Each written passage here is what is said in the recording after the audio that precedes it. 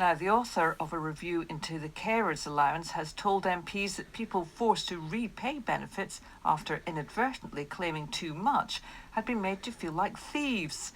Liz Say said carers had been traumatised by the experience, and some were changing jobs to avoid getting a pay rise for fear they'd lose their allowance. David Cornick reports. Unpaid carers who look after loved ones for at least 35 hours a week can claim carers allowance. It's worth £83, but it's means tested for those who also do paid work. If they go over a weekly earnings limit of just under £200, then they lose every penny of their allowance for the week. That's led to carers being told to refund overpayments, sometimes totalling thousands of pounds, and fined by the Department for Work and Pensions. Many have been left with large debts. Liz Sayce, a former charity boss called in by the government to investigate, blamed unclear official guidance. She described the impact on those affected. People talked about, I can no longer afford the small things like going out with the person I care for. The huge issue about people took it on, the shame, even when they didn't think they'd done anything wrong. And people were afraid to talk about it to their families and friends. She was giving evidence to MPs on the Work and Pensions Committee.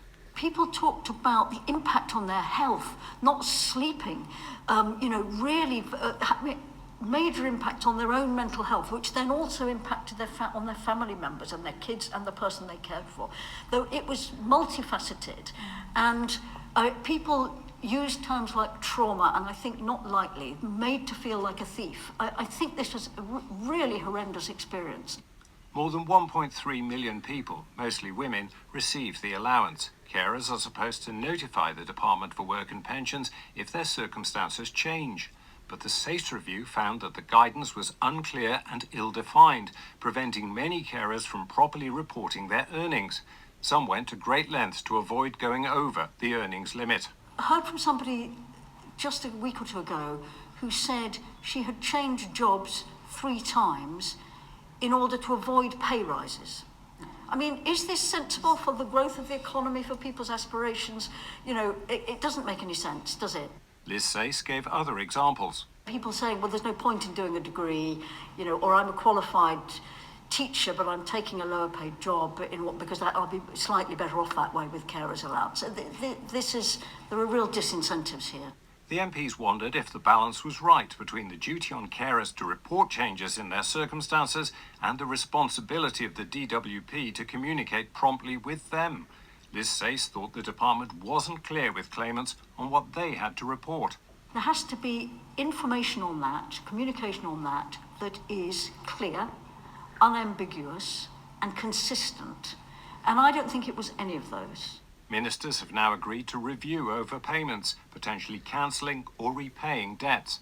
The MPs moved on to question carers' representatives about whether the system was fit for purpose.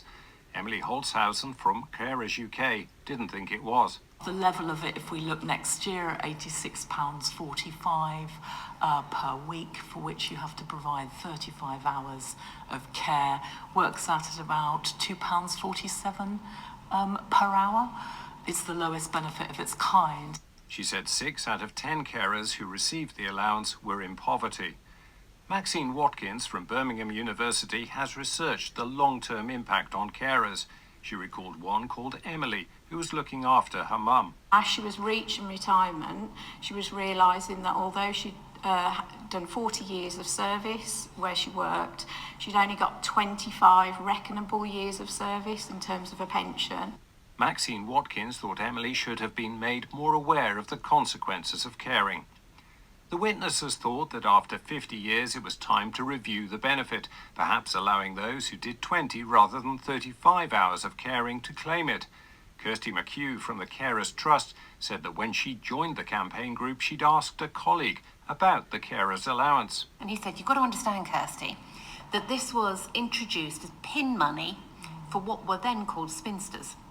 People who didn't have a husband to look after them, but they were looking after maybe their elderly parents, and it was thought important to give them an independent piece of money, pin money. It's extraordinary. She thought the current allowance was a bit of a mess that needed a complete overhaul.